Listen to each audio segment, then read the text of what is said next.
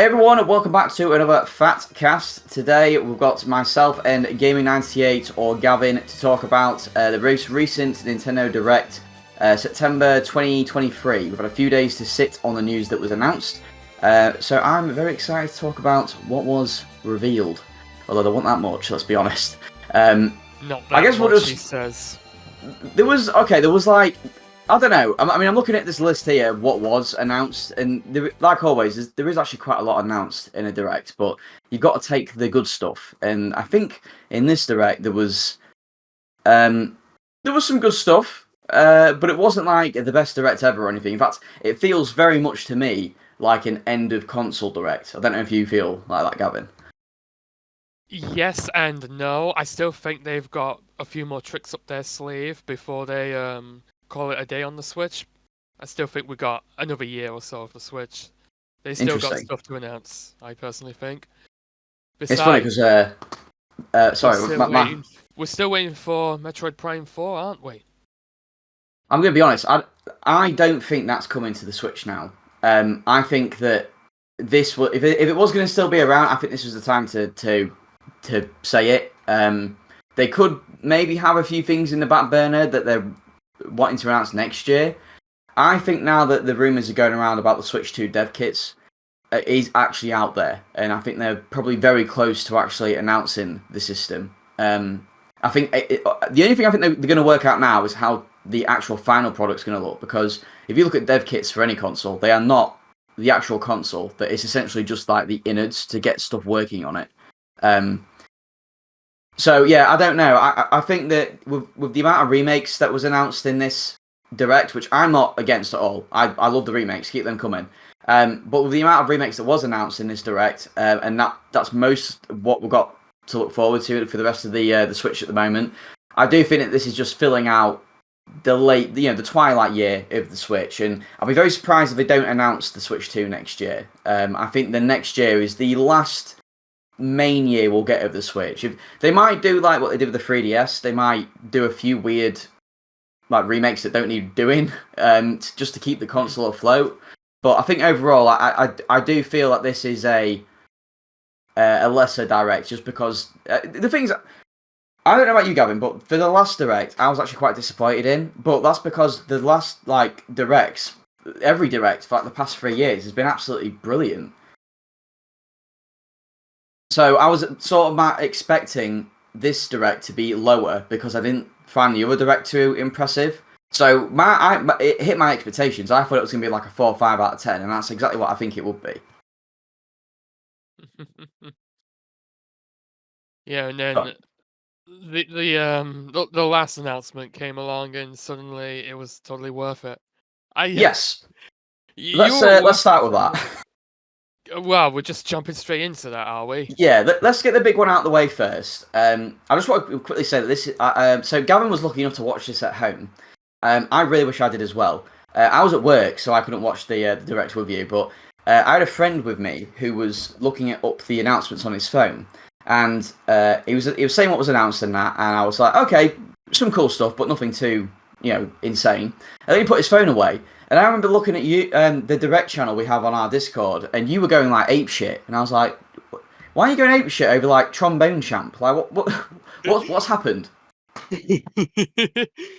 Well, no, it's just because Trombone Champ is, well, it's funny game, lol. I didn't expect it to be on the Switch. It's the GOAT. I hate to have to say this, but Vinny was on the news because of that game. The actual news? Yes. Why? I don't really remember, but I think it was I think it's just news covering like video game live streaming and such. Oh, and I see. Okay. Be on there. Oh wow, you weren't mad at that mention, were you? No, it's okay. The joke's over for the PHATcast. But it will resume afterwards. Anyway, yeah. Let's talk about it then. So it was the big announcement this time around was Paper Mario: The Thousand Year Door remake. Weirdly enough, they did the same thing with Super Mario RPG, where they're not calling it like HD or remake or remastered or anything like that. They're just calling it by the name, which is interesting. Because it's perfection. You don't need to change it. Perfection. I said this on Twitter as well, but there's 3 games that I consider perfect. Like, they don't have to be my favourites, but just in terms of like appreciating them as a game, like everything that they do right. There's only 3 games that I've played that I think are perfect, and I think Thousand Year Door is one of them. What are the other 2, out of curiosity? Funnily enough, Paper Mario 64, and then the other one is Dragon Quest 4. I think those 3 are just the pacing, the music, the stories. You always feel like you're doing something meaningful, and it just feels great. And nothing feels like a slowdown or a pace breaker or something that shouldn't be there. I think all 3 of them are absolutely stellar. And this is what I think I said this to you, Gavin. But how do you feel about the Thousand Year Door being remade before 64? I'm fine with that, even though Okay. 64 could have been remade as well. But Thousand Year Door, yeah, I love that game as much as anyone else. That game is Mm, probably top 20, top 25 for me. It's phenomenal. yeah. It's not perfect. I mean, I hope this remake finally gives us a bloody shortcut in chapter 4 with all the backtracking. That's all it really needs to improve. Yeah. But no, Thousand Year Door, I actually skipped Paper Mario 64 when it first came out, and I jumped straight to Thousand Year Door. It was my first foray Oh, into, well, Mario RPGs in general. yeah. And yeah, I absolutely loved it to pieces, really. What did you think of 64 when you went back to it then? Well, I wouldn't really say I went back to it. I waited for the Wii Virtual Console for me to Yeah. play it, and I was like, yeah, this is fine. Yeah, first entry in the series. It's fine for what it is. I see why people like this, and I can see why people are excited for a sequel. Yeah. Paper I, Mario 64 it's good. It's still very good. Yeah. it's funny because like you obviously you didn't play it on the N64. You waited and played the Thousand Year on the GameCube. I played again like you. The first Paper Mario via the Wii Virtual Console was my first foray into Mario RPGs. And funnily enough, I think it was my sister who like looked at it and was like, "That looks cool," and I was like, "Yeah, it looks kind of cool." So she bought the game, and instantly when I watched her play it, I was like, "Oh my god, this looks amazing." And then later on, the same thing happened with Mario and Luigi. And the reason why I wanted Mario and Luigi is because it kind of reminded me of Paper Mario. And yeah, I loved 64. And then a couple of years later, I saw, I think it was a playthrough on YouTube of the Thousand Year Door, and I was like, that looks loads like 64. And it's like very similar in terms of its gameplay. So eventually, I was able to order a copy for £20 back then. Jeez. Not that now. But Wow. that's the main reason why I'm fine with it being remade before 64, because Thousand Year Door is still trapped on the GameCube. It's never been re-released before, whereas 64 has at least been on the Wii Virtual Console. It's on NSO now on the Switch, so at least people can play it. But it's very hard to play the Thousand Year Door without emulating or shelling out a load of money.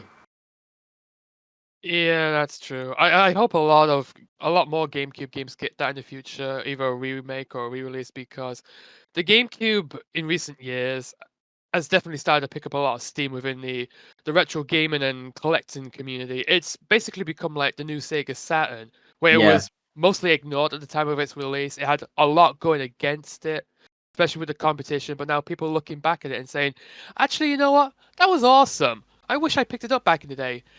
And thus, wallets around the world started crying. it's funny because I got the GameCube very late in its life cycle. I got it in 2000. I got it at the end of 2005. So I'd missed out on a lot of the GameCube games that came out as they were coming out, sort of thing. So at the time as well, like I wasn't a huge Nintendo fan. I only got a GameCube for Pokemon, so I didn't even know about Paper Mario or Wind Waker or any of those sort of games. So um, luckily, I did get interested in them and get most of the ones I wanted, like 10 to 12 years ago. But if you've tried getting any GameCube game in the past, like 5 years, you're going to struggle because especially early after COVID, the prices just skyrocketed. Pokemon XD says hi. Yeah. It's funny because Pokemon I got XD is yep, that's hit the £200 mark lately. Joy. did I tell you about this before? But Pokemon XD was one of my first games I got for the GameCube, and later on in my life, I played it a bunch of times, and I thought I don't think I'm going to play this again. And I let my friend borrow it, and then when he tried to give it back, I went, "Oh, you can just keep it. It's fine." And one day, it must have been like 3 years afterwards, I went round to this friend's house and I saw he had Pokemon XD and I was like, you know what, I won't mind getting that again. I won't mind playing through that again. I just said to him, like, oh, do you mind if I take back my Pokemon XD? Because I'm thinking of playing it again. He went, yeah, sure, go on then. And it had the manual, it had the disc, it was still in really good condition. And thank God I managed to get that back because, holy shit, I wouldn't want to shell out £200 for it. Yeah, I was lucky as well. I actually jumped into the GameCube pretty early on in its life cycle, and all the games I wanted, I got them pretty much at launch day. And I am so thankful because I was able to get games like Pokemon XD, Paper Mario, and Mario Party 6 and 7 All when the they heavy were hitters. when they were relatively new. My only regret was not buying Chibi Robo because I was actually interested in that game at the time, but nope, I didn't get that until just a few months ago, and oh, That was a late GameCube release though, right? well, yeah, it was. Was That's that why 2005? 2006. Well, Crikey. 2005 in Japan, 2006 elsewhere. Yeah, The game flopped because I don't remember seeing any advertising. yeah. And now you just look at the prices and whew, welcome to GameCube collecting. It might not be as bad as Sega Saturn, but there will come a time when it will get there. Sega Saturn collecting is ludicrous, and I hope the GameCube does not reach those same levels, but it actually might.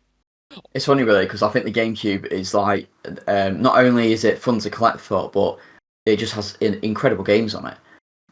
So that obviously helps it because people actually want to play what's on it. I think one advantage the GameCube has is that its library is actually not that big. Yeah, it's very enticing to collect for because it's very feasible.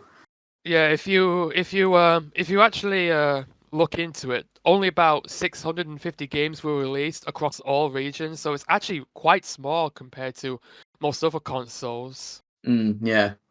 Just going back to Paper Mario for the minute. Me and you are obviously big Paper Mario fans. Just for the general audience out there who don't know anything about Paper Mario, wondering why this is such a big deal, this has been a series that has been just absolutely plummeted from the heights that it used to be at. I mean, you can go first, Gavin, about this because I still haven't played Super Paper Mario, so I want to know what your reaction was when you saw the gameplay shift from Thousand Year Door to Super Paper Mario. You never played Super Paper Mario? No, I own it, but I never played it. And the reason why I never played it is because the gameplay shift was there. And I was like, I don't want to play an RPG platformer. Like, and why is it in 2D? So I'm wondering how you felt when you first played Super after coming from Thousand Year Door.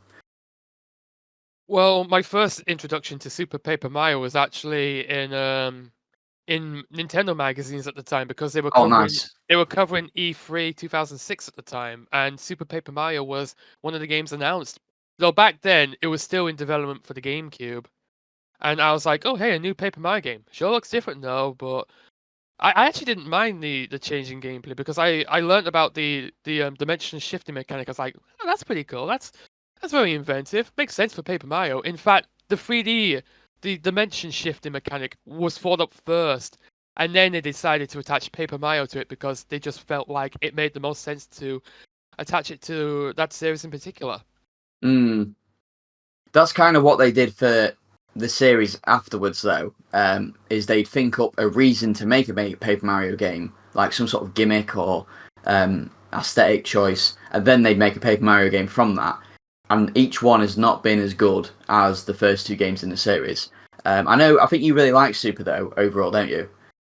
Yeah, I still do. It's not as good as 64 and Thousand Year Door, obviously, but as its own thing, it's still a fun time. It has its dull moments, like parts of Chapter 2 are it's not very fun, but it is a good game. Plus, it still has a lot of the spirit of Paper Mario. It has great Yeah, characters. It has one hell of an amazing story, and the game for a Mario game, it is freaking dark. I'm surprised they got away with the age rating that they did with this game because it gets really dark at points. What with the whole ending of the worlds and on this forbidden this whole forbidden love and this tragic villain. It took me it brought it just sent me for a loop. It did, and that's probably one of the reasons why I still appreciate it to this day, despite the radical gameplay change. well, this is one of the reasons why they like. I think that I can't remember who it was, but it might have been Tabata, who not Tabata, Tanabe. That's it. who came out in an interview and said like, well, after Super Paper Mario, we thought that the story was too complex, so they just completely ripped it out for the next game. Which I don't know about you, but the next Paper Mario game after Super, because I skipped Super, I want Too Fussed. The next game, Sticker Star, is my most disappointing game of all time.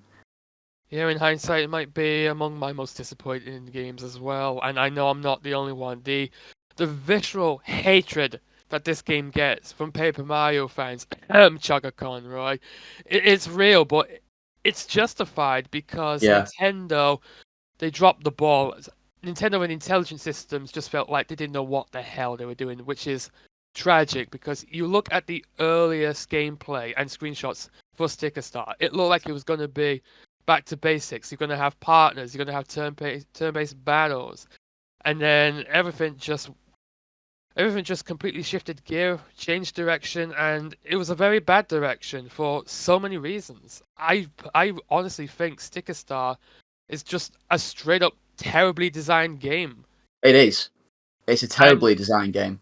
it baffles my mind because Nintendo just has this massive hard on, you could say, for quality. And Sticker Star is not a quality game. It makes me wonder how the hell this got past their strict playtesting, their strict quality control, you know?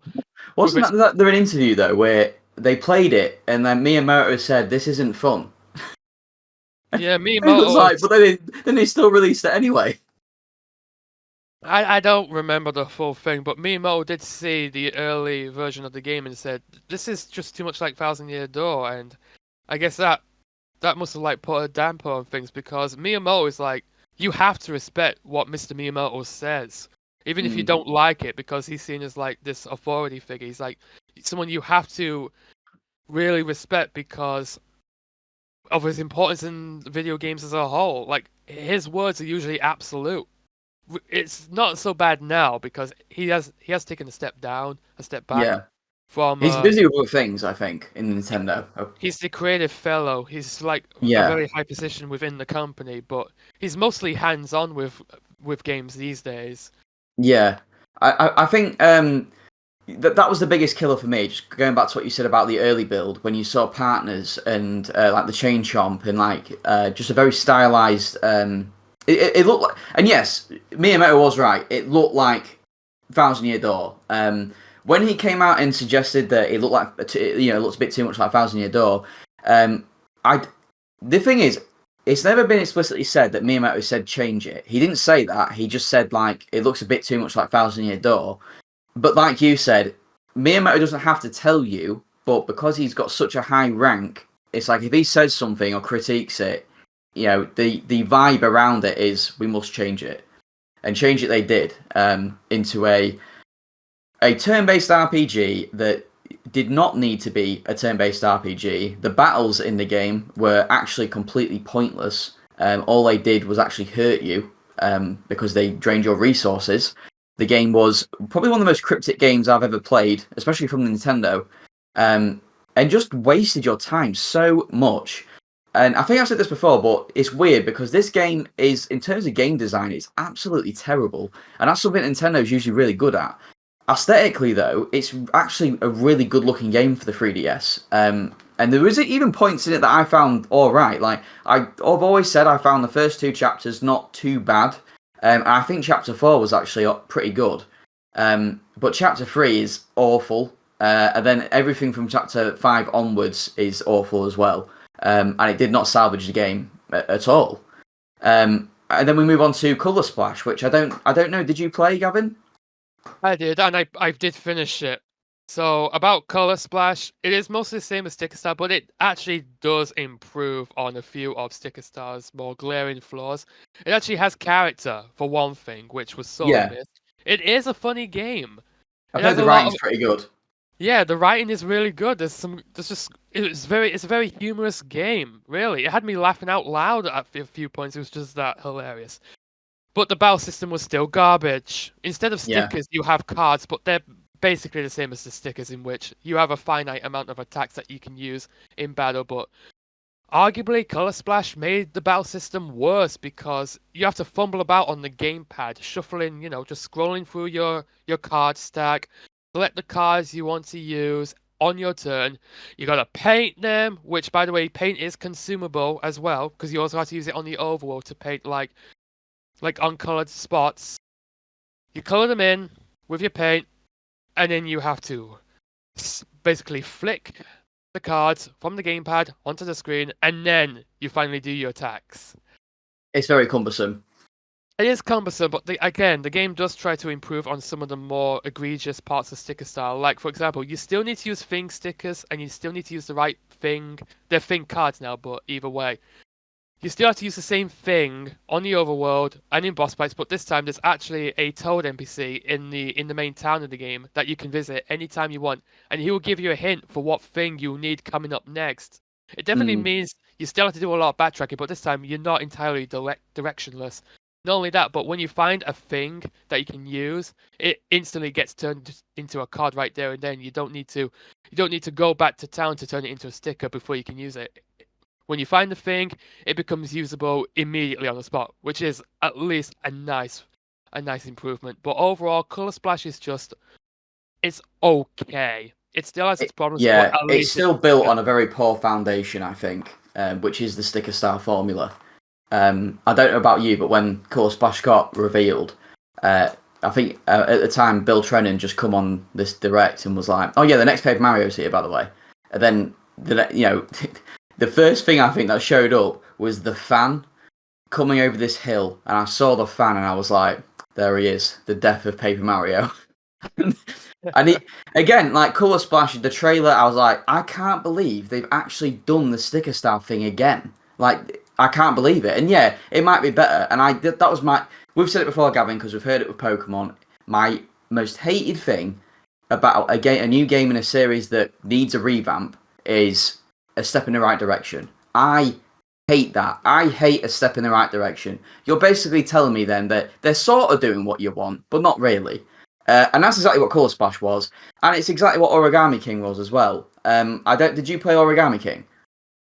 No, I didn't. I haven't played it. I just wasn't too interested. I just waited for the reviews to come in, and they were all over the place. Again, Yeah. the main sounded critique like I heard was that even though the battle system is greatly revamped and is actually trying something new, it's just not fun. Yeah.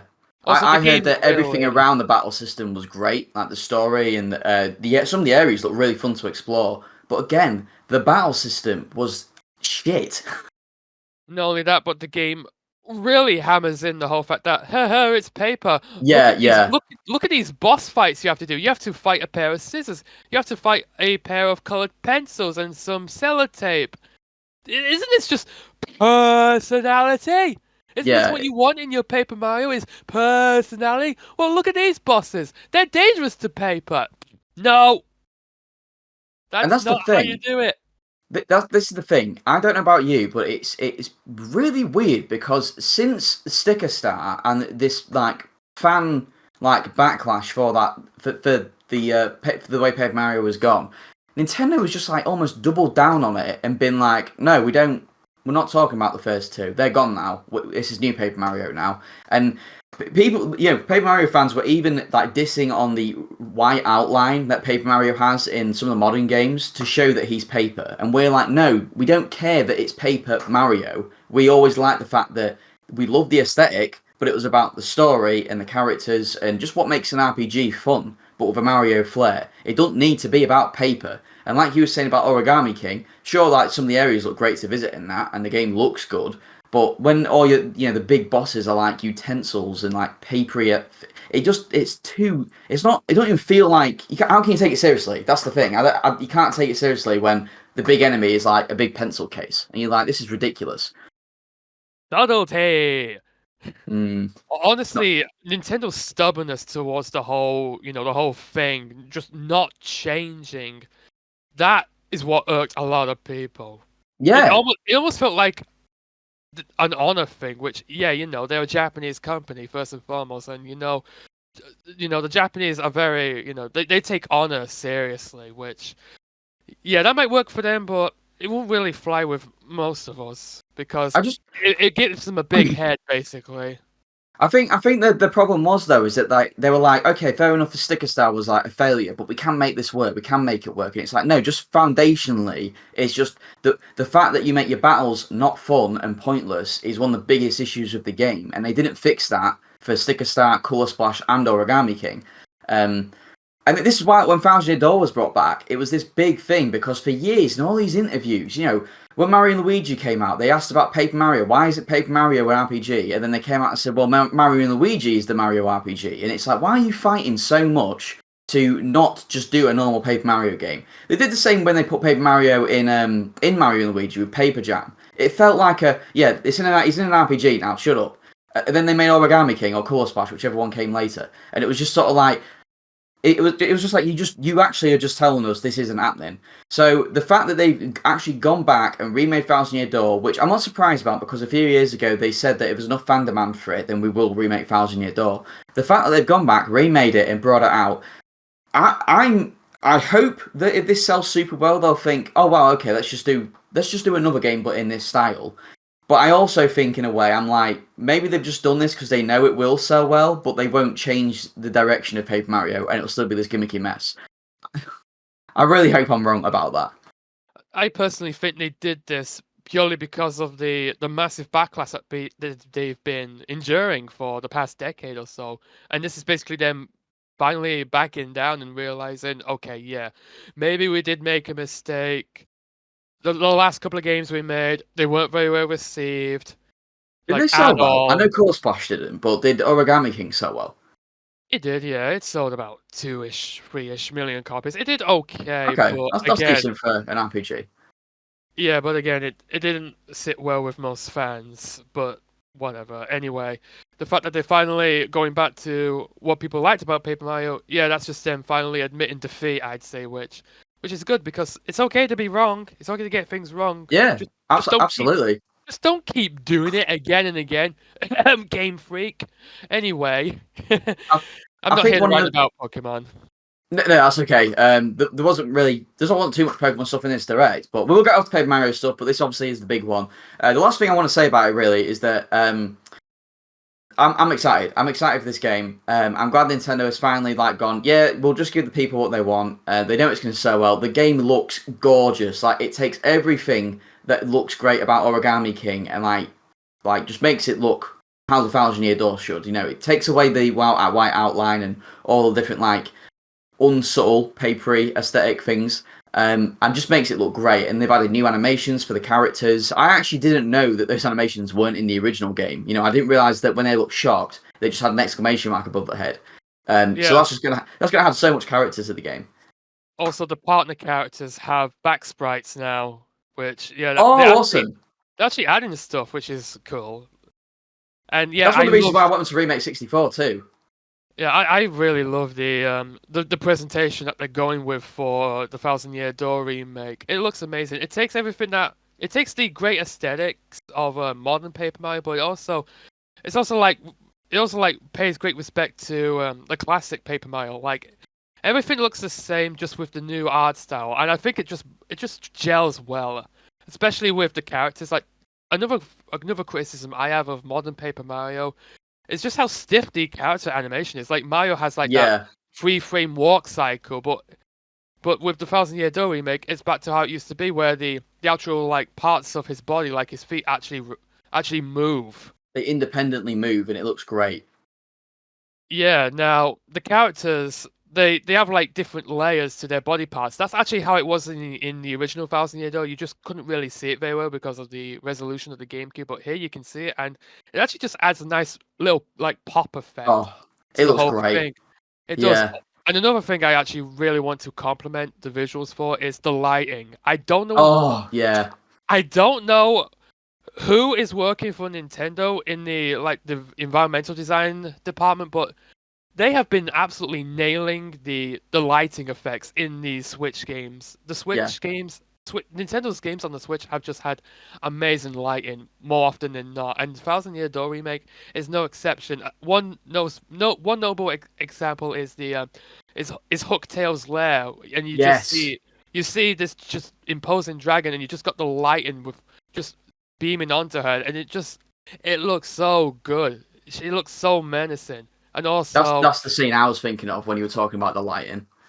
yeah, and also there's a lot more like moodiness to the game. Like, when you saw the in the glitz pit, like the lighting is a bit like danker, a bit darker, which it's a locker room, so it wouldn't be Yeah, like bright and cheery. It actually makes sense for it to be a bit dimmer and more moody. I just can't wait to hear the rearranged soundtrack as well. Which, again, I can't wait to hear the rearranged soundtrack. But there's something I'll talk about in a minute with Super Mario RPG. But it's been confirmed that you can actually switch between the rearranged and the original soundtrack in that game. I really hope they do it for Thousand Year Door as well. There's just no reason not to have a choice of the original or the rearranged soundtrack. Yeah, I hope they do that because Yeah, the original music's great. The new music sounds great. Just bring out the big band every time you go into a battle theme. It's yeah. so good. That's definitely some. I do hope they do that because I don't know if you remember the Superstar Saga and Bowser's Inside Story remake. They have a new soundtrack, but the original soundtrack is in there, but it's only via an in-game sound test. Oh, I didn't actually know that. No, Yeah, I've that's actually got how the it is. Superstar Saga remake as well. So Yeah, well, that's how it is in those remakes, and that's not how you do classic soundtracks in a remake. no. No. I mean, the Spyro remake did it. You can switch between the old music and the dynamic music. The Xenoblade Definitive Edition did it perfectly. You can either choose the Definitive Edition soundtrack or the original one. There's just no reason not to give you the choice. And there's another remake which we'll talk about in a minute. But I also like the fact that you can go back and see the old visuals. But in terms of Thousand Year Door's case, I don't think that's needed. I think it's just an upgrade on the original in every way. So. Um, but Yeah. let's talk. If we're done on Paper Mario, we'll move on. Is there anything else you want to say, Gavin, before we move on? There is one quality of life improvement I hope they add to the remake, and that's just give us a damn shortcut pipe between Twilight Trail and Creepy Steeple, because that's the only real like downer in Yeah, there's a lot of Thousand backtracking in Year that Door chapter. is the Chapter 4 backtracking. Just give us a shortcut so we don't have to Yeah, backtrack so much and then run the risk of running into a mazy daisies that will kill us in one hit, because that sucks. love that. Please. It's like a Right. Okay. Let's move on just quickly to that was the main thing. Yeah, that's the thing good I'm most excited for. 30 minutes later. 30 minutes later. Yeah, I know. Woo.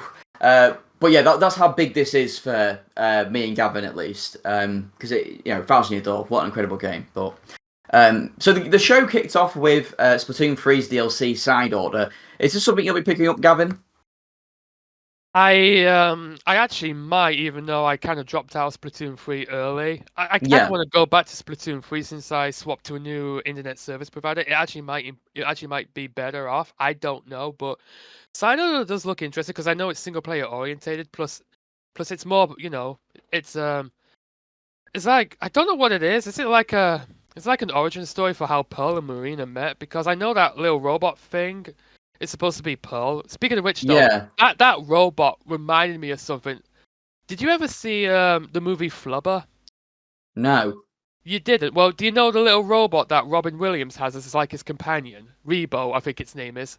That robot inside of it reminds me so much of Rebo. Just the way it looks, the way it just hovers around and talks to you. Yeah, I got serious vibes of that from Side Order. Oh yeah, I'm just looking at it now. It doesn't. Yeah, I can see that. It reminded me more of the white robot from Wall-E, just because of the way its hands moved. But Eva?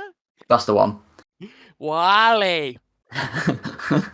um, but it kind of looks a bit like I don't know, because they said that what we've designed it to keep you playing and playing, and I don't know, with like the upgrades you can do in that game, it might just be a standard single player ROM, but it could verge on the roguelike kind of, which would be interesting. I just don't know if I'd want to pay £22 for a roguelike. Like it's pretty.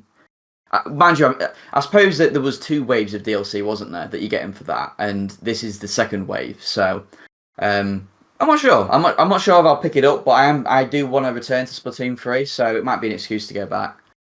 Yeah, me too. And if this is a single player oriented game, then yeah, I actually do want to check it out because I played the Octo expansion in Splatoon 2 and I did like that, even though If you've never played Octo Expansion, you're in for the ride of your life because that mode can get very difficult. I'm not Yeah, even I've heard kidding. that.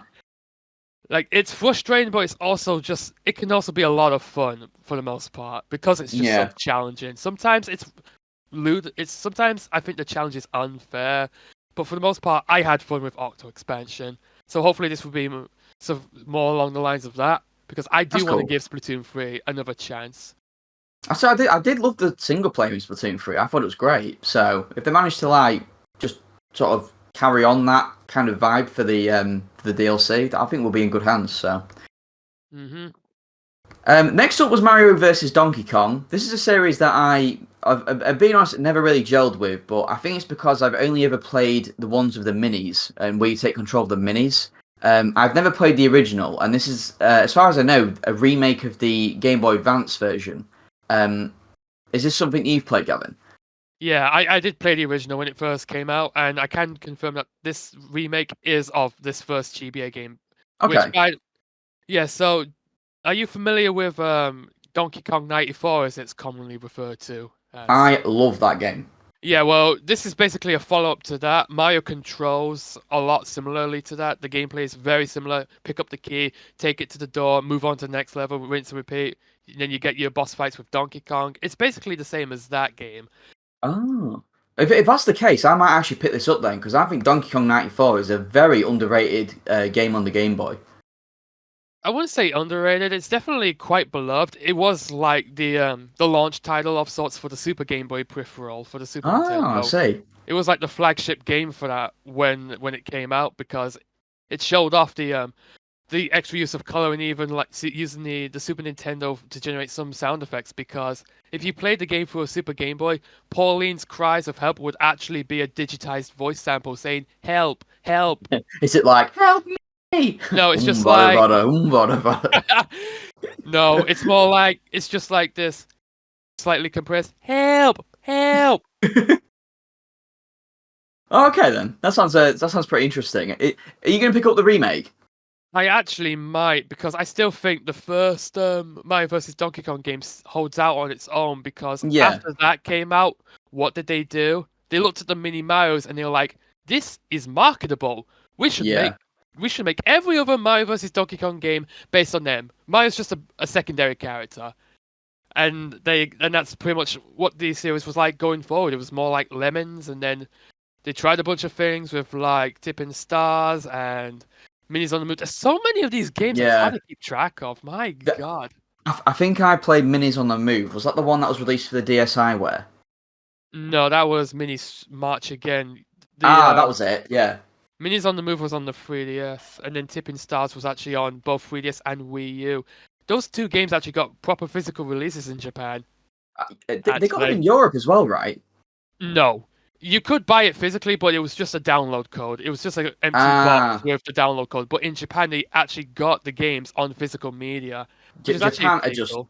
Japan are great for that. Like, it's very rare that you won't get a physical copy in Japan of most games. Like, I think when Persona 4, 3 and 4 came out on the Switch, they said it was going to be digital only, and I was like, no, there'll be a Japanese copy. There wasn't. It was just digital, and I was really surprised to see that because Japan usually do say we'll do a physical copy. And that's something quickly I want to say as well, actually, before I forget. We'll talk about the booster cost past Mario Kart 8 Deluxe in a minute, but Japan are actually coming out with a version of the game all on the cart, apart from the last wave, which is weird. You know, you think, why not wait until you've got the last wave and then put it all on the cart? But yeah, so you can essentially get nearly all of the DLC on the cart with it, which is great. I wish they'd do that. I wish they'd have like a revised version that they release over here, but it's nice to know for preservation's sake, is all. Yeah, cool. Although I have to wonder why they bothered with that because Mario Kart 8 Deluxe has sold millions upon Yeah. millions of copies. It's like about half of all Switch owners own Mario Kart 8 Deluxe. So why are they bothering to do this now when they know time's almost up for the Switch? I don't know. Everyone's already got the game. Yeah, but it's what it is, I guess. Yeah. So next up is Prince of Persia: The Lost Crown. I've never played a Prince of Persia game. I remember, I think it was the Sands of Time during the 6th generation of consoles.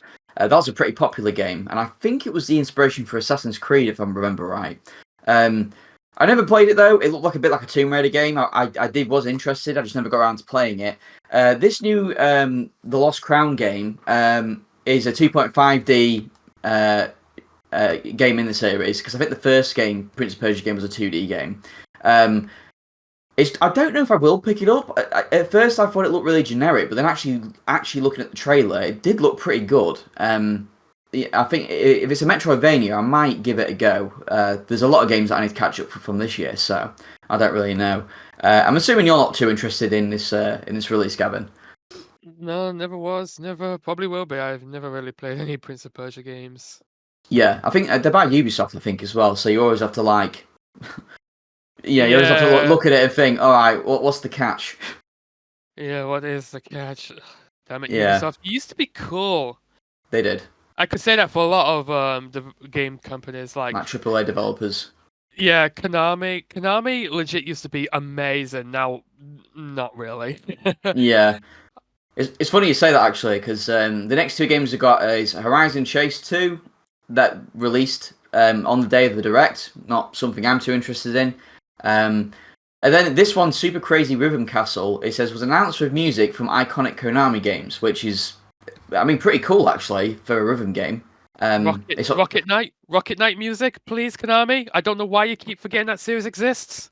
It might be in there, but I couldn't tell you. The list that I've got does not tell me. Ask Espio. Espio is big on his rhythm games, so he might possibly know. Well, I'm not getting my hopes up because Konami has not been kind to some of its IPs. Konami bad. Konami used to be so cool. I know I already said that, but they did. Yeah. Why do you think I give Rocket Knight Adventures so much praise? I love that game. It's one of their best. And they just ignore it. It's never been re-released, ever. Not even on the Mega Drive Mini, even though they had a chance to. When? Just when? The next game was Spy Anya Operation Memories. Is that is that Spy X Family? Is that the anime game with the little girl? That I was like, what the hell's this? And someone put it really well. I was like, is this just like a loving family simulation? And I was like, is this where we've got to with games now? It's like, we need a simulation for everything. Simulator. So yeah, I won't be getting that. The next game was Super Mario RPG. Very much looking forward to this game. I've never played the original. I do own it, but I never played it. That's interesting. Yeah, so I'm very much looking forward to this. I tried not looking too much at the game. I think the game looks beautiful. Again, I've talked about the soundtrack. It's great that you can switch between the two of them, and they've actually added some new mechanics to the game. If I'm right, could you expand on that a bit, Gavin? Because you've actually played the original. Yeah, I did. So the remake is basically adding some new battle mechanics where it's possible to hit all the enemies at once. It's like a spread attack. And then you have like this meter that you can fill up with successful timed hits. When it fills up, then you basically do a super attack that does a lot of damage to all enemies. Basically, it looks like they're making the game easier. I don't want to jump. I don't want to jump to that conclusion right away because they might rebalance the game to be a little harder to compensate. But knowing modern Nintendo, no, no. Yeah, enemies will have the exact same HP probably. Which is weird, though, to think about, because if I remember correctly, the Bowser's Inside Story remake was actually harder. They actually gave bosses more HP in that game, if I remember right. Oh, that's actually pretty... I didn't know they did that. That's actually quite surprising. But the Mario RPG remake, yeah, I knew something was up when they weren't re-releasing the game on, like, NSO or whatever. But I never would have imagined they would actually remake the full thing and actually be faithful to the original. And I mean faithful in a good way, because the characters have like that short stat look to them. But that's actually how they looked in official artwork, in the official 3D renders back in the day. I love that look as well. It's more like a proper translation of that art style. It actually does like the chibi super deformed art style better, unlike I know you're gonna say I know you're gonna say BDSP. I've said this before, but I really like the way BDSP look. But I just love in general, like, just have it. I like it almost like a toy box, like a diorama sort of look. Like when I was younger, I loved having like micro machines, for example. I loved having like almost a world at my fingertips to like play with, and that's what these kind of games remind me of. I love the short, stumpy, almost chibi style characters. I love how they look. I just love it. I love the aesthetic of the game. And I'm really excited to play. I do hope it's not like too too easier than the original. I think the additions to the battle are probably as more of a marketing thing. You know, they want to show the game is like cool. You know, it can be kind of hard to do that during some turn-based games. So I think they're like, oh, we need to add like the super attack to like show off the battles being really cool. Which is a shame because I don't think turn-based games need that. But hey ho, it could be cool. The only thing I will say about this game, and a lot of people have said it as well, but I don't know how you feel about this game, but I think that a lot of Nintendo games have like a very good, like clean, but also very boring UI. Just the white text and the transparent box. No, I completely understand what you get, and I actually do agree with you. I actually noticed it in games like Mario Tennis Aces and Mario Golf Super Rush, where Yeah. in past Mario Golf and tennis games, the UIs were like colorful and they caught your eye and they were easy to follow, but these days they're just so bland and like bottom line, it's just not very interesting. And they literally just do the job. This is slightly off topic, but when you mentioned you actually like the art style of BDSP, I can see why that is, but for me, it's not the art style itself I have a problem with, it's the execution, because there's a right way to do the super deformed chibi look and a wrong way. If you want to do it the right way, you look at the Link's Awakening remake. I think that actually does it very well because they actually give it, well, character, because it looks like a clay diorama. You look at BDSP and it's chibi for the sake of being chibi. They do nothing like creative or cool with it. Characters still are very bland. They just do very basic animations. They just swap out their face textures when need be. They just don't do anything with it. There's no character to it. Unlike the Link's Awakening remake. That is why I personally give BDSP crap for its art style, because it just does nothing cool with it. You can always compare it to another game on the Switch and be like, yeah, actually, it doesn't look that great. Yeah, that's precisely the point. But with the Mario RPG remake, it's the good kind of faithful. It's the good kind of chibi art style because, again, it's exactly how the 3D renders of the characters look back then. Yeah. The next game on the list was Another Code R, the remake. Another Code Recollection, yeah. It's like a remake of two games, right? Yeah, there's Another Code 2 Memories on the DS and Another Code R.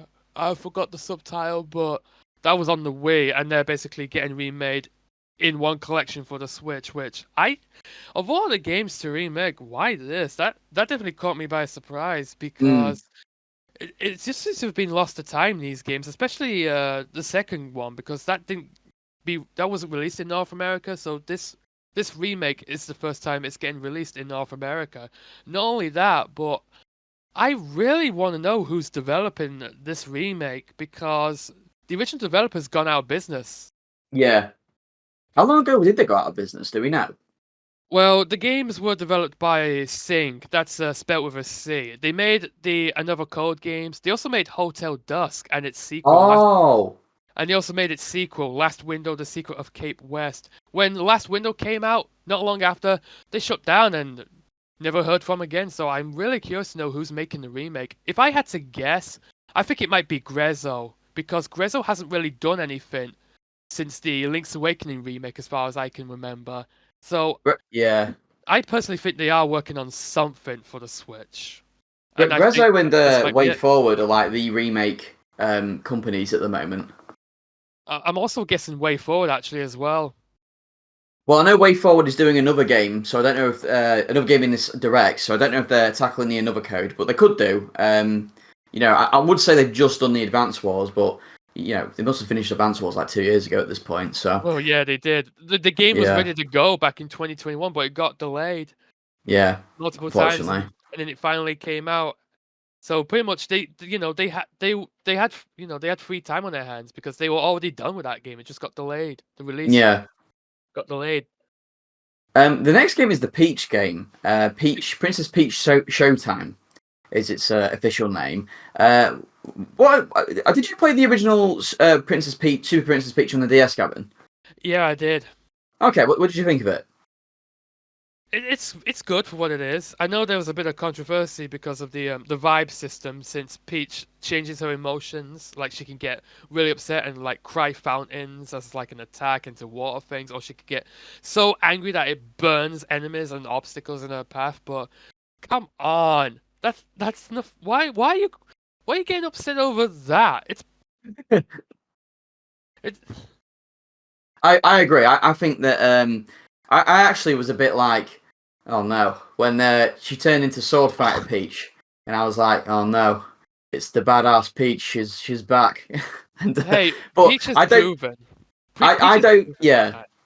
I don't think it is that at all. I think if anything, this sort of reminds me of a Kirby game.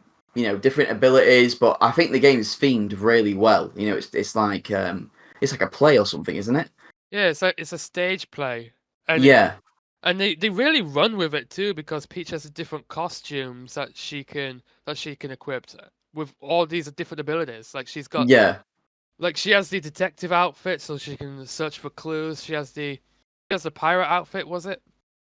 Or Uh, it was Sword Fighter, sword fighter, like detective, detective. There was also a chef one or a cook one, chef, and it wasn't really a ninja, was it? Something along the lines of a ninja. something like that. Yeah.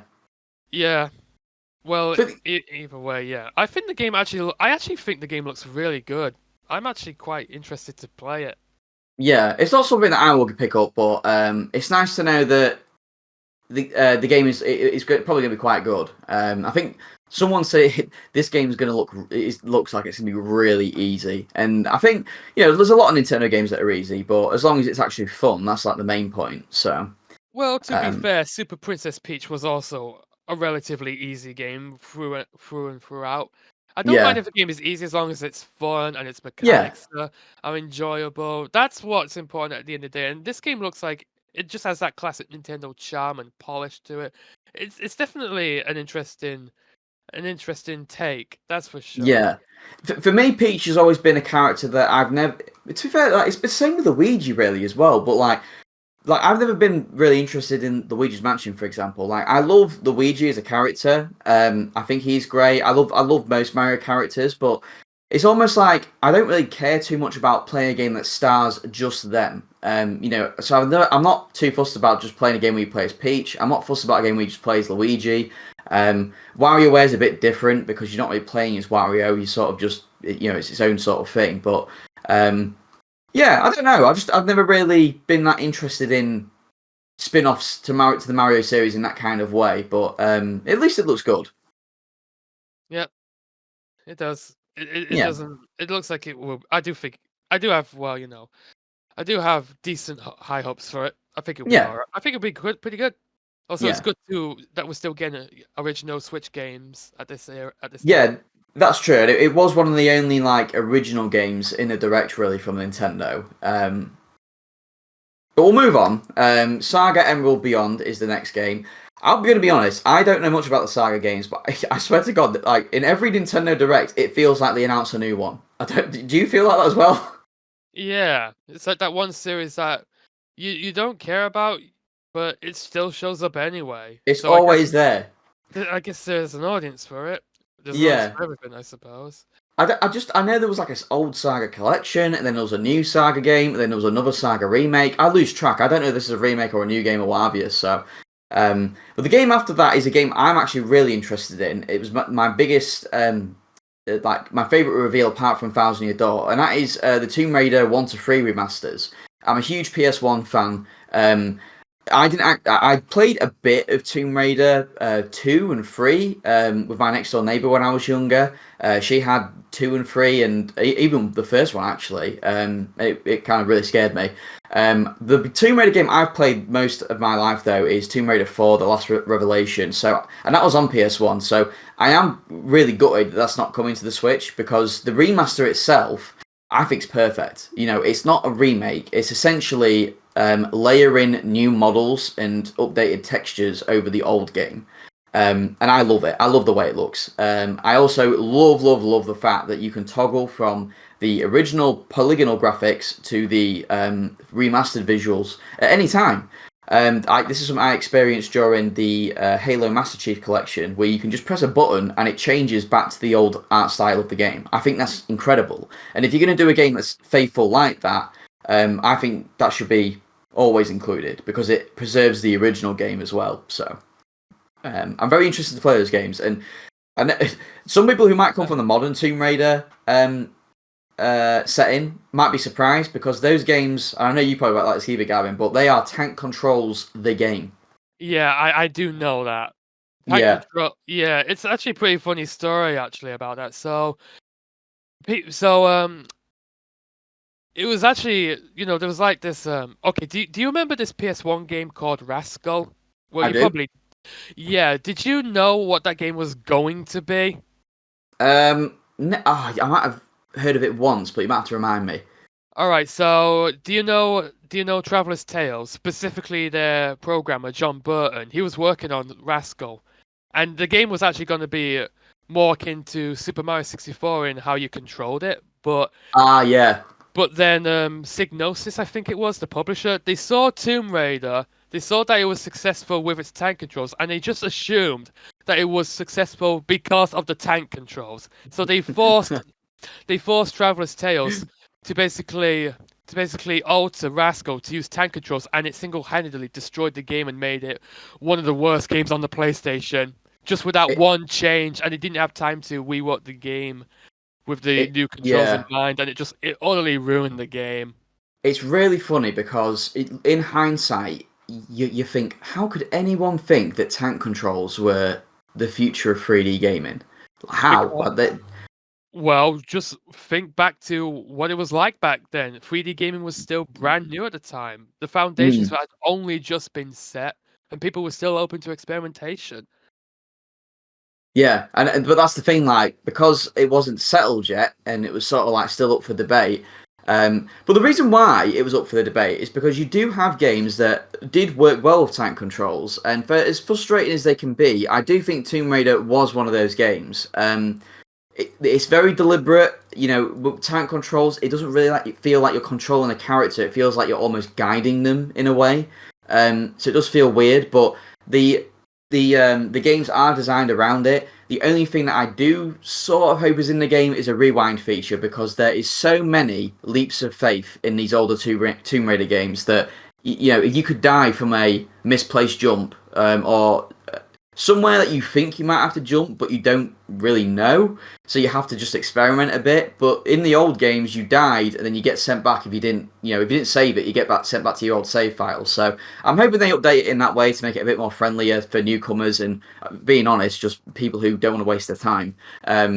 But yeah, it's something I'm very excited about. So I think that's coming out in February. So that's definitely on my watch list. I actually might dive into it. I am pretty curious. I've never played a Tomb Raider game. I actually might try this one out if I've got the time to spare. Well, being honest, like when I first played Tomb Raider, when I first played Zelda after playing Tomb Raider, it for me it felt like the male. Obviously, I knew Zelda came first, but for me it felt like the male version of Tomb Raider. Just with I feel like Tomb Raider is very much in the same sort of like it gives you these feelings when you explore these catacombs and dungeons and things, and makes you feel quite isolated, like it would with Metroid. But you also have these really exciting moments. So I think honestly, Gavin, if you're interested just to see how the series started in that era of PS1 gaming, I think it'd be a good pickup. Well, consider my interests increased. I'll tell you a game that I've not increased my interest in, and that is Detective Pikachu Returns. You have played the original game on the 3DS though, right? Yeah, and I did finish it as well. What did you think of it? Do you think it was good? It's fine. It's fine. It's definitely made with younger kids in mind. It's basically like a more kid-friendly version of Ace Attorney. Well, probably not a good comparison, but it's fine. There really isn't any punishment for failing or getting things wrong. You just get to try again. So it's definitely very kid-friendly. Although this is what bothers me. So the game itself, it ends on an unresolved note. The final mission of the game has you like trying to stop this parade from being ruined, basically. And then you meet Mewtwo. You meet Mewtwo, and Mewtwo just says, hey, Tim. I know you're looking for your dad, Harry, but just keep looking. You'll find him eventually." And then the game just ends basically with Tim and the Detective Pikachu just walking out the front door. Just another day on the job, and Yeah. roll credits. But then you go to the movie that came out a year later, and that movie actually does end conclusively. It actually does reveal the pretty obvious plot twist. And sorry for spoilers, but again, it's obvious. I'm just gonna say it right now: Detective Pikachu is Harry Goodman. Yeah. The movie actually ends with Mewtwo separating Harry and Pikachu, so that Harry's a human again and Pikachu is, well, a regular Pikachu. The game does not do that, and the sequel is still making it, like a big mystery. Where is Harry Goodman? Will you be able to find Harry Goodman, mate? Harry Goodman has been here the whole time. He's right there. How? It just bothered me though, because I knew all along. It was so obvious because the Pikachu likes coffee. Harry also liked coffee. Why is it that only Tim can understand the Pikachu when no one else can? Yeah. Because it's his dad. How does Tim not recognize his dad's voice coming out of that Pikachu? Seriously. Is this game? Do you think you're gonna pick up the sequel? I actually probably might. It does look like it's going to be more of the same, but with some extra mechanics, like how you can have you can use the special abilities of certain Pokemon, like Luxray, to see through walls. Like, that would definitely That's cool. add some interesting new layers to the gameplay. But what I want most of all is I just want the game to be a little more challenging, because there are times when Detective Pikachu, the original game, is a bit brain dead because there's just no punishment for failure. If you get something wrong, you can just try again. If you fail a quick time event, which there are quick time events, you could just try them again. I just want the game to be a little bit less brain dead, and I think I actually might like it somewhat. But I don't have my hopes up. I think the game visually is not great. I think it looks like a very, very minimally upscaled 3DS game. No, I actually do agree with you. It doesn't look much better than the 3DS game. Yeah. Which, that is very disappointing. I don't get it. Why is it so hard to make good looking Pokemon games now? You look at new Pokemon Snap, that looks gorgeous. And then you look at the mainline titles, and they only sometimes look good. So why do they look like shit? It's serviceable, I guess, but come on, I know you can do better with this, especially since they spent 5 years developing this game, and it's been made by Creatures too. Creatures do make decent Pokemon spin-offs. They made Pokemon Ranger. Yeah. For crying out loud. It's just, I tell you what it is. It's more like a lot more costly to do any sort of game these days. So even a game like Detective Pikachu, I feel like just takes a lot more resources than a game like Pokemon Ranger. Yeah, but Detective Pikachu Returns looks like it's a budget title. It's on sale for £40 and not the usual $50. Oh, thank God, because otherwise it would not sell. Yeah, maybe I can forgive them just a little bit if it's at least going to be slightly cheaper. Yeah, but that's just what I think. The next two games we could just sort of rattle through, because there's not really anything of note. There's Trombone Champ, which we talked about quickly, is a cool addition to the Switch. It's a funny little Vinny game. Battle Crush is a random battle royale coming to Switch. Okay, Reward Tales was released on the day. I don't remember much about that game. Contra is coming back with a remake. I think Way Forward's doing it, like we said before. Yeah, they are. Okay, so I actually... Oh, yeah, so I probably told this tale before, not on PHATcast, but, like, with you lot. So, back in, like, what was it, like, the early 2000s, I had this plug-and-play system. It was shaped like a Nintendo 64 controller. It had a bunch of bootleg NES games on it. It even had a cartridge slot on the back of the system itself. Bootleg? Gavin? I never knew this about you. It was a different time, alright? That was actually how I got introduced to a lot of NES games, because there were a lot of them on it. One of the games on there was Contra, and I think it was actually the unaltered Contra, so it wasn't Pro Protector. So that's actually Uh, how I knew about Contra in the first place. And also that's actually how I knew who the Ice Climbers were, because I actually had this plug and play system before Melee came out. I actually recognized the Ice oh. Climbers when I saw them in Melee, because of the stupid bootleg plug and play system. It even had a cartridge slot on the back of it, so you could put Famicom games in it. Of course, I didn't know it back then, but yeah, it's what it was. I do almost miss those days when, like, I'd always have like a few friends at school or what have you, whose parents or uncles or what have you would get them pirated movies, and there was always an advert where it tried comparing pirated movies to the real one, and it showed the pirated one as like this one that you could just like barely see, and like it was fuzzy and you couldn't barely see the picture. But I always remember thinking like, well, that's bullshit, because I watched loads of pirate films at my mate's house and they were all fine. It just reminded me of like the bootleg thing, because it's like, they'll try and tell you that it's the like worst way to play the games, and it's like, no, it's not. It's fine. Well, what do you expect? They want to discourage piracy Yeah, because yeah. piracy is evil. Evil. Evil. No, it's not. Shut up. Well, I mean, emulation's evil, in their eyes. Well, Piracy is piracy. You can sort of let them off with a bit, but okay. Well, I definitely do not support piracy if the console in question is still on the market. That I yeah, yeah. completely understand. But why Nintendo still bitching and whining over people emulating NES games and N64 games? They clearly don't care about them. They hide them behind a paywall anyway with subpar emulation. I don't understand you having to pay for them, because they obviously want to resell you these games for forever. The problem is when you don't make it available at all. Like, like a lot of GameCube games, like for years, just did not have. You didn't have a way to play them on modern Nintendo systems. So emulating that is perfectly fine. Same with a load of Game Boy Advance and Nintendo DS games that they just will. Their handheld games, especially, I think, are in danger of just not being re-released ever. So I think emulation for those games is perfectly fine. Yeah, yeah, I know. There's a lot of classics on the handhelds, especially the GBA and the DS, and we may never see them Definitely. again. We may Yeah. never see them again. I seriously doubt Nintendo is going to re-release a game like Fossil Fighters anytime soon, even though I Yeah. wish they would. By the way, you got to play that game soon. What Please? okay. Did you see? It was a Scott the Was video recently, actually, and he was on about Fossil Fighters, and he was like, "Hello to all three Fossil Fighter fans out there," and I was like, "I know one of those fans. He's one of Hi. my best friends." Yeah.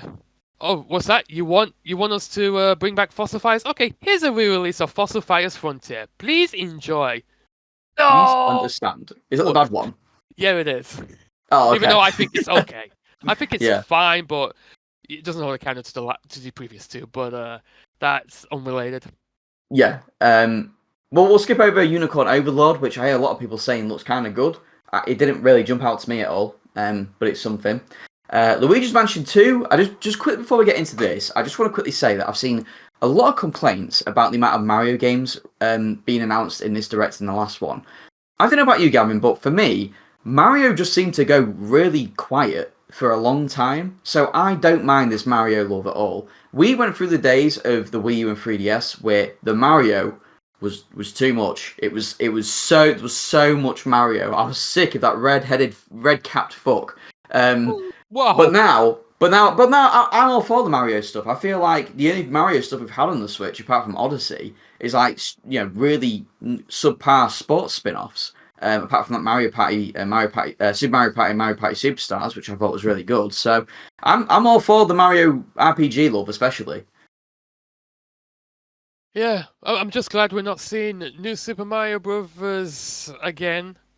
Well, we Yes, we did. We got U Deluxe, but that's about it. That's just a re-release of a Wii U game with Super Luigi U included, which is a legit good game because it actually shakes things up to a reasonable degree. Actually adds a it's, new level of challenge and like that layers game to sold it. gangbusters, didn't it? Yeah, So like 15 million copies or something ridiculous. I actually had to remind myself though, there actually weren't that many like new mainline Mario platforming titles. We had Super Mario Odyssey near the launch of the Switch. We're getting Super Mario Bros. Wonder next month, and that's really all we've had. Everything else has either been re-releases, remakes, or spin-offs. I think the Yeah, Mario series as a whole, I don't think it's been oversaturated because they've been released, like separately. Like yeah. they haven't been all coming out at the same time. There, So there was there was a point like last year where not only me, I was like, Mario really has been really quiet recently. And then when I thought it, I started seeing it online a bit more. Like, where's the freaking Mario? So I'm all he for really it. he really did die after the 35th Yeah, anniversary. Nintendo were like, he's gone, and he'll be revived again with a new voice that doesn't sound that great. But we'll get to that in a minute. Luigi's Mansion 2 HD. Again, I've said I'm not too interested in Luigi's Mansion. If they did bring the original Luigi's Mansion over to the Switch and we've got all three games, then I might be a bit more enticed to play them. But for now, we've got Luigi's Mansion 2 HD coming out. I know you liked this game on the 3DS, Gavin. I know you tried to play quite a bit of Scare how do you feel about this coming back, and are you going to get it? I am very mixed on this remake in particular because, well, I just don't see the reason for its existence. If it Right. was, if it was the first Luigi's Mansion game, which I know that got a remake on the 3DS, but it came out at the worst possible time, I would It have is. been fine with it. Now, Luigi's Mansion 2 is quite different gameplay-wise from both 1 and 3 because it's more linear, more mission-based. You get to the end of your objective, EGAD calls you on your dual scream, get it? Because it's a DS that he modified to talk to you. It's like the Game Boy Horror. And then he warps you out of there, and then he gives you like the mission briefing. You're back in there, rinse and repeat. It worked fine for a handheld console. A handheld console. That's a stupid sentence, but it worked fine. It worked fine originally because it was on a handheld, but here I'm a bit more. Yeah, sure, the Switch is a hybrid, but Yeah, I mostly use it as a console anyway. I do, and I think this is going to have to be priced accordingly. I don't think this can be a £50 release. It's got to be maybe like at the most 40, but even then, I think that's pushing it. There's Especially because also the original would have released at like 35. Yeah, there's also something else I want to point out about this remake. The environmental design. It's very angular, wouldn't you say?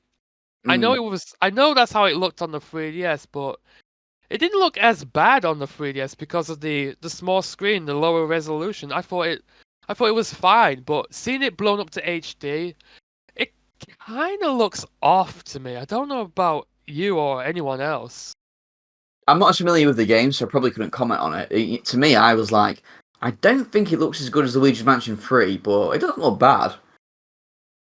Well, no, of course not. It definitely has a style, but again, it's very angular with like the door frames and just these set pieces just being Yeah, knocked it's a off. bit like it being at 240p or whatever on the 3DS. Like it would have been a bit fuzzier on a smaller screen, so it would have Yeah, it would have hit those imperfections. it looked fine on that small screen, but again in HD, it just looks a little weird.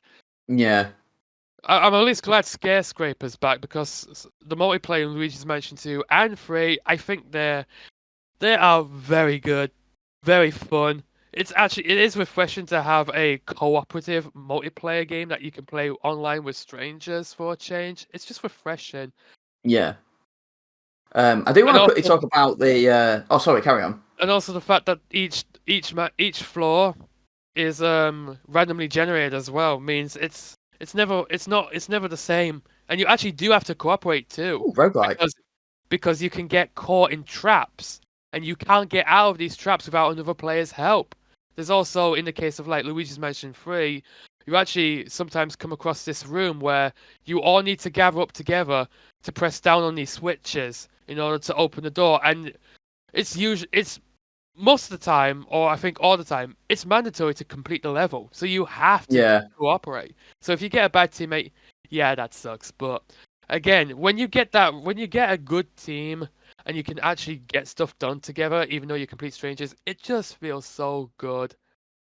Would you say the multiplayer was better in 2 or 3?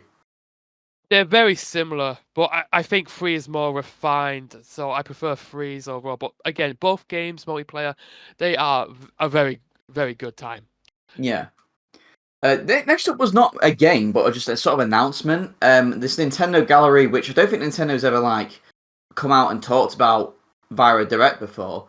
The Nintendo Gallery in real life in Kyoto in Japan is under construction, and it's going to be called the Nintendo Museum, and it's going to be completed in March 2024.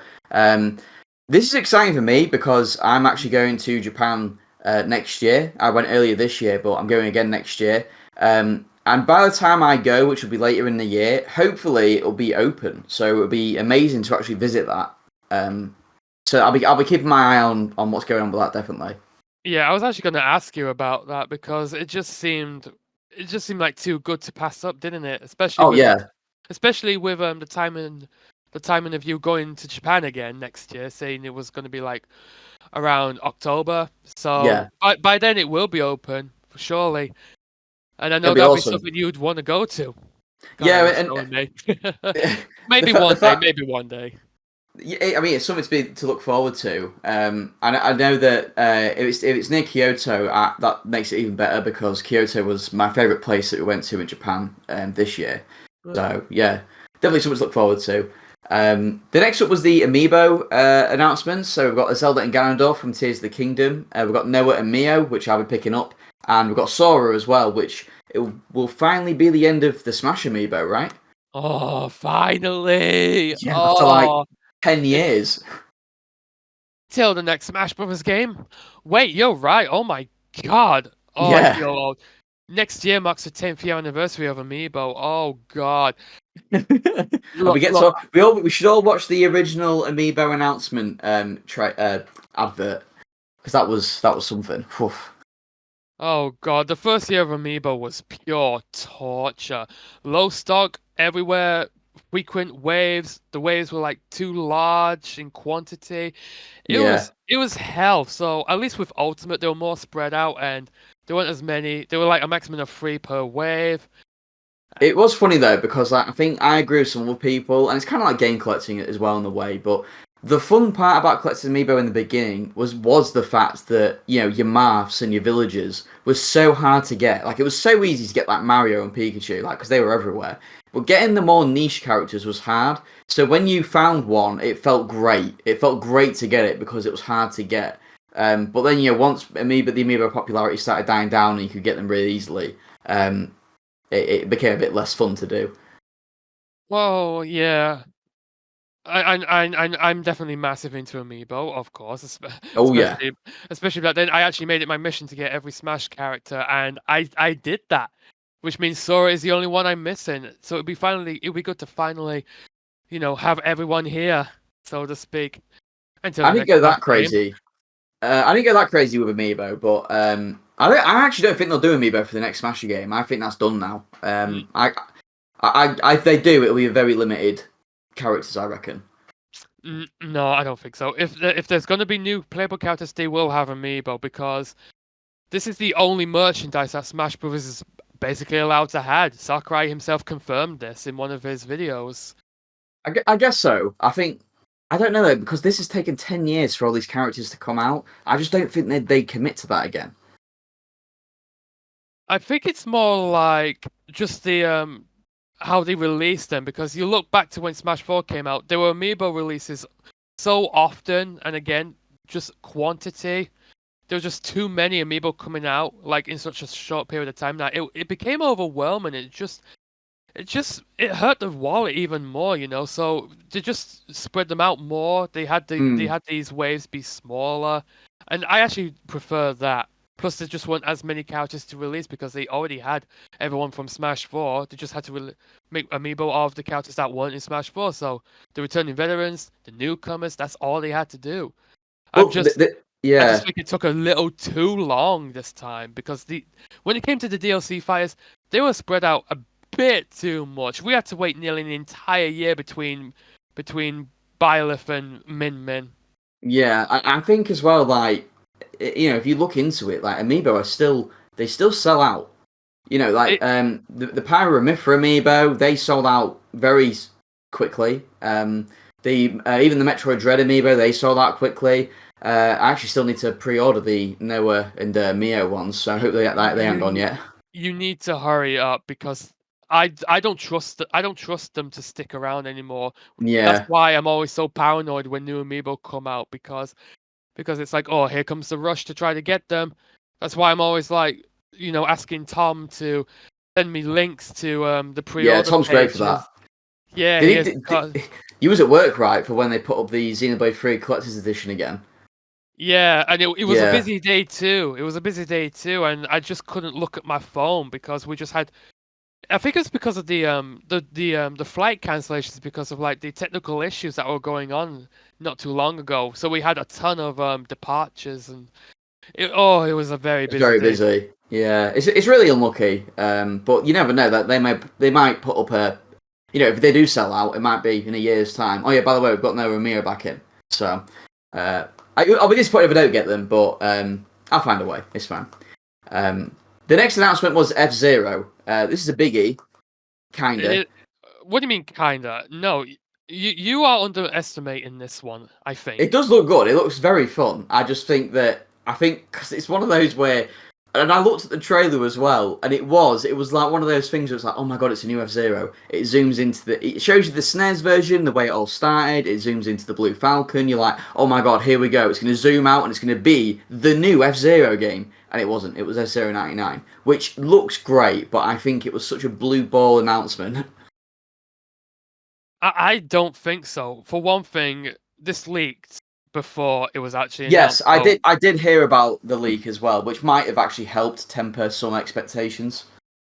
yeah, that as well. But what you gotta remember is this is a new F-Zero game after 19 years of nothing. Yeah, it's something. Look, I don't care that it's a battle royale game. I don't. It is F-Zero back in the spotlight again after so long. You've had the occasional like cameo and crossover. You had the minigame in Nintendo Land. You had the tracks in Mario Kart 8. You of course have Captain Falcon in Smash Brothers, so on and so forth. But an actual new game after 19 years of silence. This is huge, and I personally think that this is just the beginning of the F-Zero renaissance. I want that to I be hope the so. case. Yeah, And I've played F-Zero 99 a fair amount, and I like it. I do like it.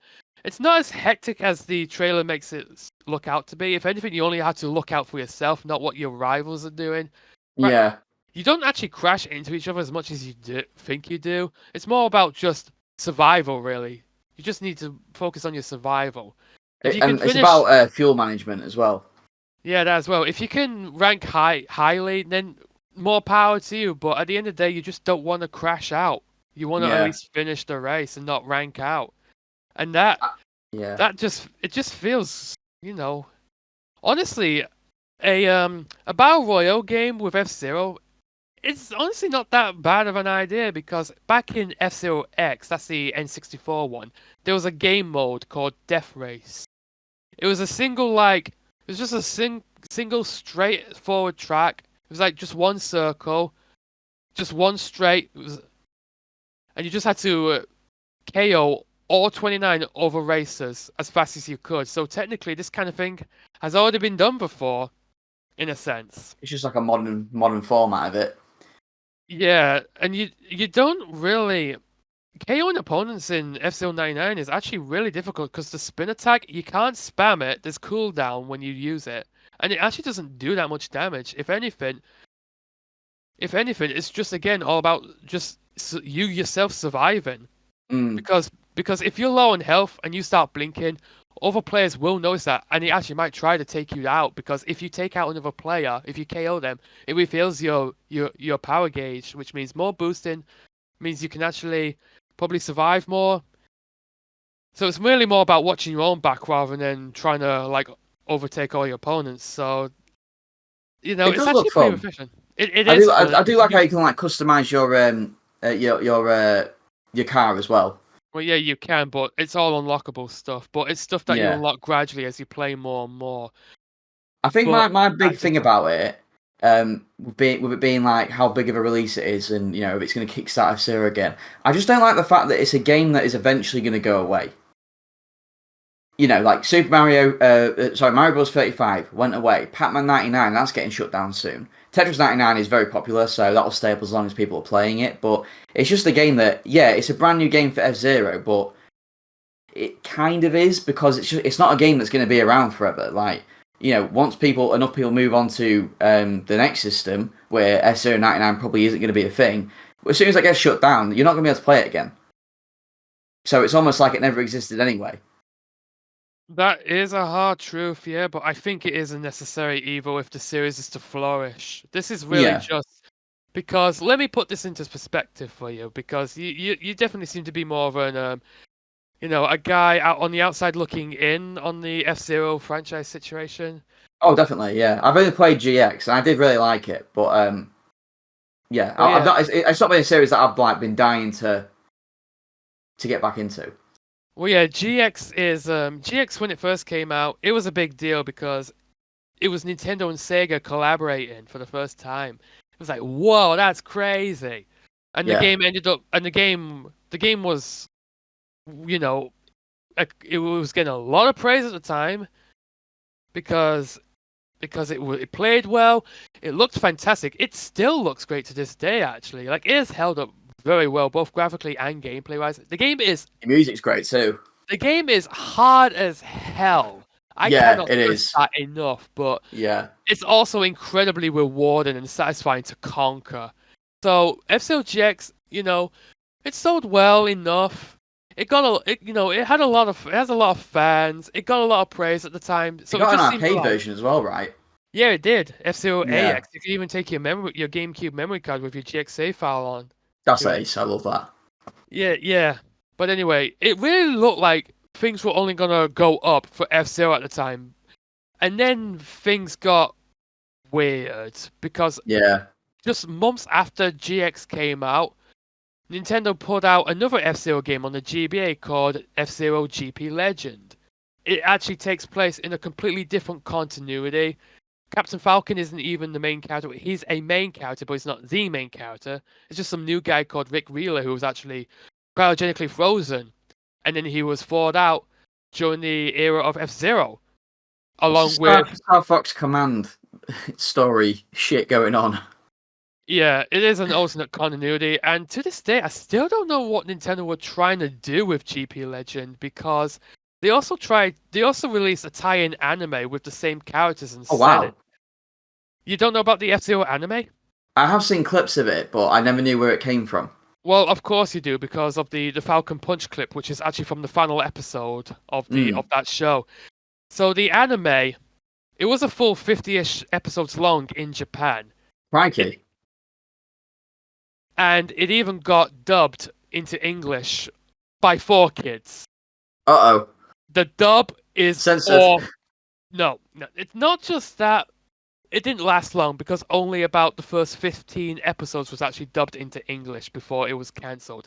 And I've actually seen the first few episodes of this dub. It is awful. Is it just the voices or something? It is the voices. They gave Jack Levin, who's like this stereotypical boy band member, like tons of fangirls, and they gave him like this really thick Australian accent for no reason, and it is incredibly unfitting for his character and his design. You just see this big pop guy, and he's like talking like this, and it's so awful. That might be something we watch together when we next get together. Like an episode of the anime, that might be quite fun. Yeah, it would be good to riff on. But anyway, going back to GP Legend. Unfortunately, GP Legend, it didn't sell very well.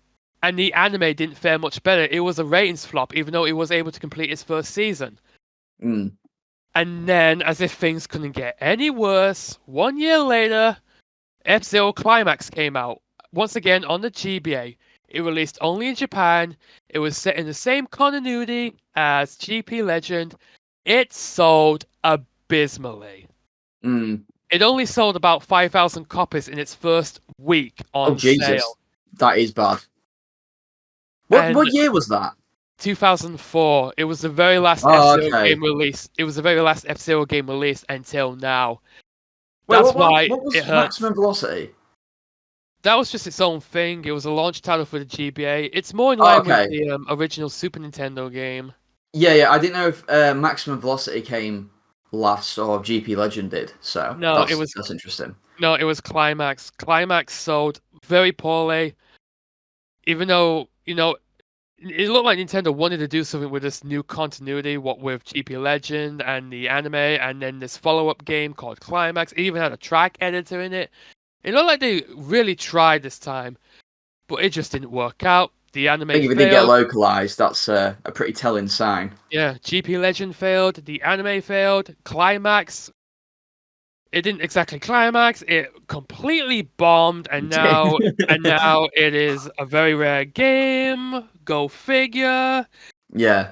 And ever since then, F-Zero had no new games.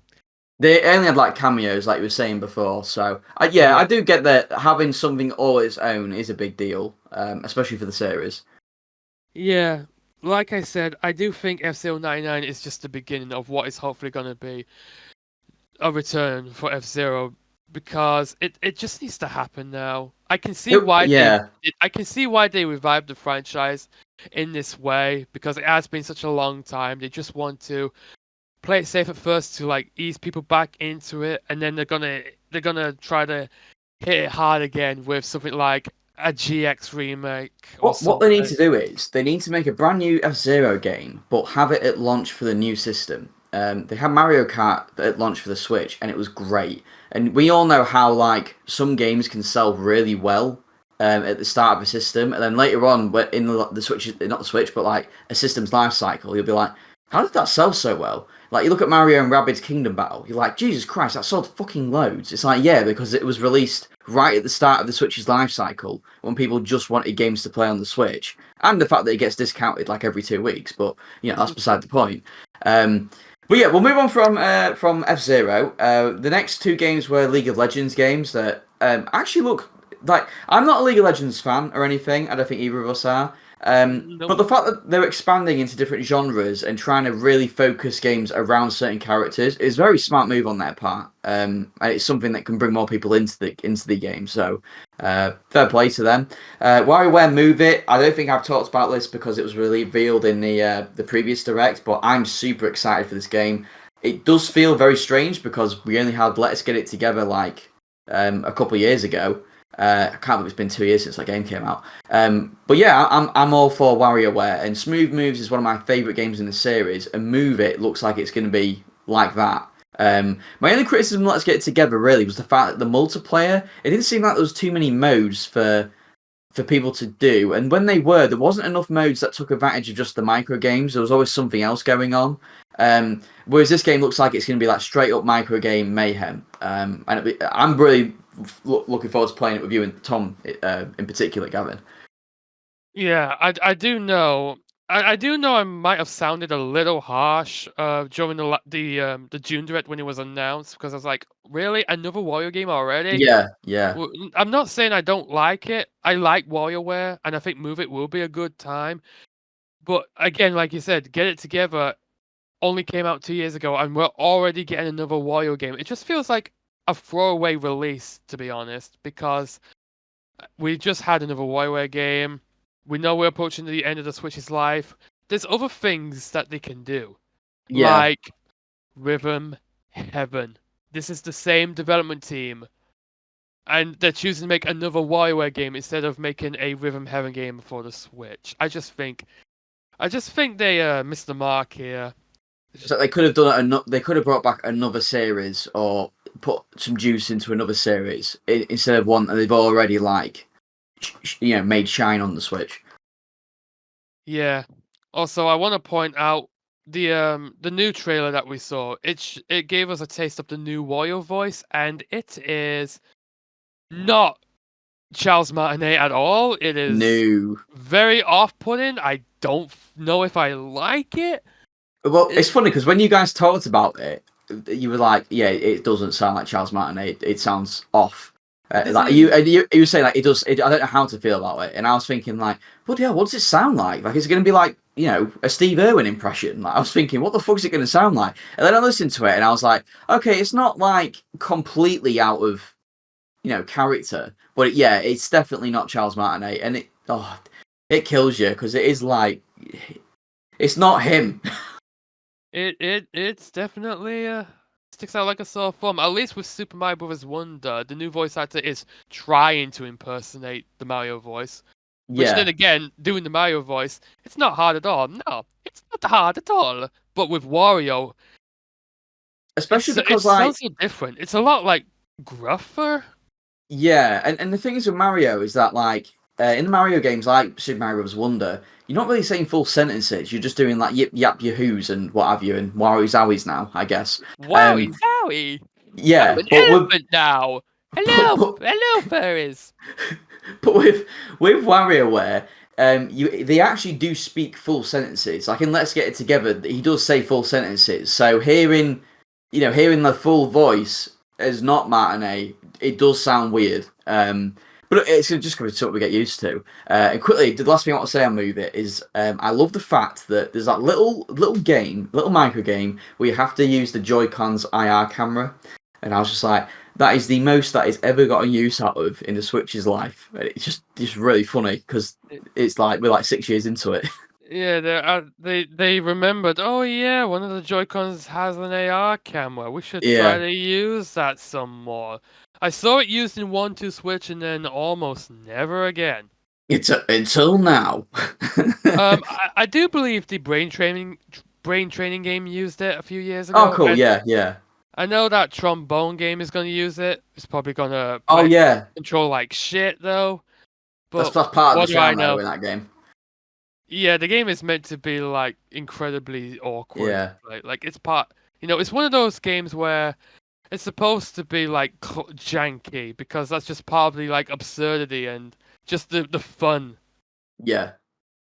So we've got the whatever that game is, Eiyuden Chronicle 100 Heroes. I think that's another RPG that could look very cool. It's not something that's caught my interest. Eastward Octopia is a paid DLC for Eastward. I really enjoyed Eastward. The game definitely has issues, but for the most part, I really enjoyed it. I think the game looks incredible and sounds great too. More farming. Yeah, the problem is that this DLC, I was like, oh, DLC for Eastwood, because like I said, my friend was showing me highlights of the direct as it was being uploaded. I was like, oh wow, Eastwood's got DLC. Oh, that's really cool. And then I saw what the DLC was, and essentially it's like this weird farming sim side mode. I don't think I'm going to pick this up. Stardew Valley is the only farming sim game that I think I need. It's so good. So yeah, I think I might be skipping out on that one, depending how much it is, because maybe if it's like a couple quid, no reason not to. Wargroove 2 was announced. Cool.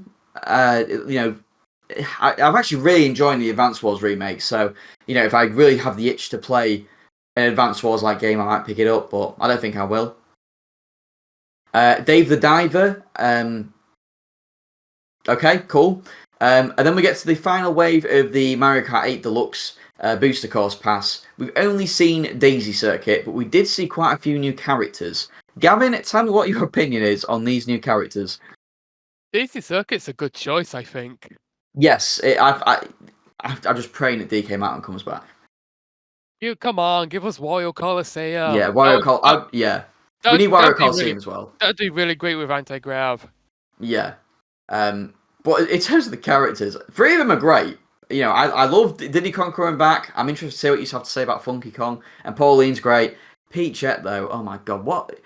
This is how people felt when Pink Gold Peach came out. Why are you giving us another freaking Peach? Stop.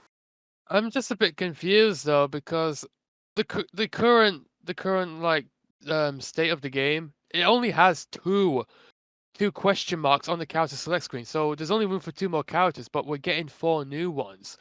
Where are the extra 2 going to fit?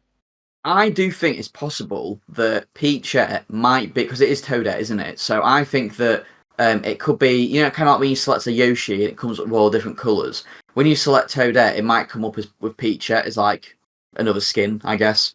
I really don't think so, because Mario and Tanuki Mario are separate Yeah, characters. and Cat Peach is separate from Peach as well, so... I think they are actually going to be separate. That Yeah, that'll character be selection interesting is then, probably going to yeah. look really weird. It's not going to look uniform. Oh, Um, God, so, um, do you remember, do you remember in Smash 4 when it was like perfectly square and it looked fantastic? And then they released like, I think it was when just before Bayonetta came out and it looked perfect. And then they released Bayonetta and it made it all go weird. And I was like, oh no, just another reason to hate her being in the game. Yeah. Yeah. Anyway, you said you wanted my opinion on the new characters. Yes, Diddy Kong, good to have him back. Pauline, glad to see ya. Peachette, she's whatever. And yeah, here he there's my is. opinion. No. What about the funky guy? They knew what they were doing, because in that bloody trailer, what voice clip did they have him blurt out? Oh, They knew what they were bloody doing. I hate them for it. Go to hell. For, But no, for the, I like Funky Kong the character. I don't like Funky Kong the Mario Kart character. yeah. But Gavin is very scarred from when we used to play Mario Kart Wii, and Funky Kong on the Bowser bike was, yeah, he was the character. Look, I still stand by most of my criticisms of Mario Kart Wii, and Funky Kong is one of them. He was legitimately the fastest character though, wasn't he, in that game? Yeah. There's Yeah, I don't know how much TV tropes you read, but there is a trope called complacent gaming syndrome, and Funky Kong is the epithesis of that trope. I see. It's basically the trope. Basically, what it means is like a character or like a setup strategy, whatever, is just too good that there's like no incentive to use anything else. Yeah. And So you have to use it if you want to win. yeah, that's exactly what it is. Yeah. I mean, the Mario Kart Wii had a problem with that anyway because of the bike situation. But then you throw Funky Kong into the mix, and you're like, eh.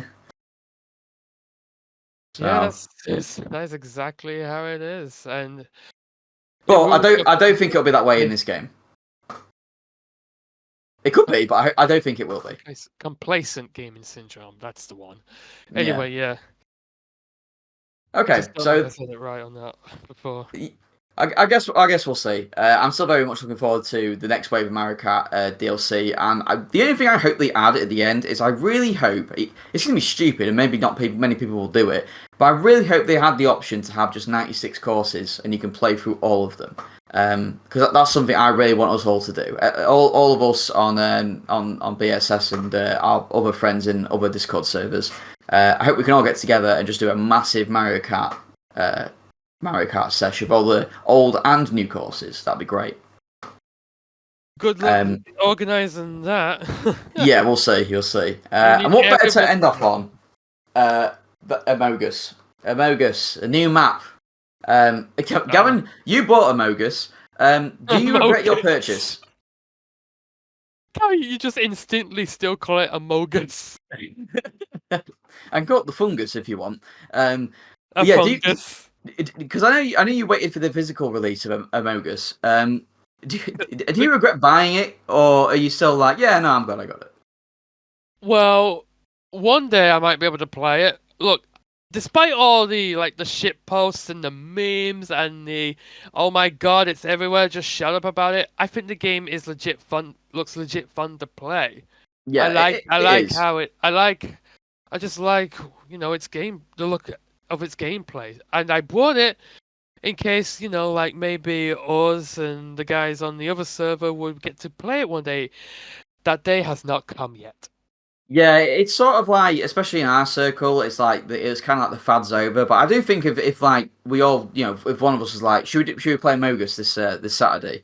I do think people will be up for it. So You're still calling it a Mogus. Maybe we should do that soon. But yeah, well, that's all for today. That was a beefy chat actually about a very I guess it was more to talk about than I thought actually, because looking at the list, I was like, don't really care about that, don't really care about that, but I still think there's a lot of great stuff to look forward to on the Switch, and more importantly, there's so much stuff that came out this year that I'm still catching up. So, I mean, Gavin, you're playing Bug Fables at the moment, so that's a game that's been out for a few years. I am. Bug Fables is good, although it has problems. I need to address some of my gripes with Bug Fables now that you brought it up. Wait. Well, we can save that for another day because this has gone on for a long time. You can tell me about it after the Fatcast is over, but All yeah, right. I we'll don't. leave that for today. I will say my complaints are probably not like just a me problem. I think it's a common complaint, but okay. Yeah. Okay, I'll be interested to see what you say actually, because it's been a while since I played Bug Fables, but I'll try to remember and see if I know what you're talking about. But yeah, that's it for all for today, guys. We'll see you next time.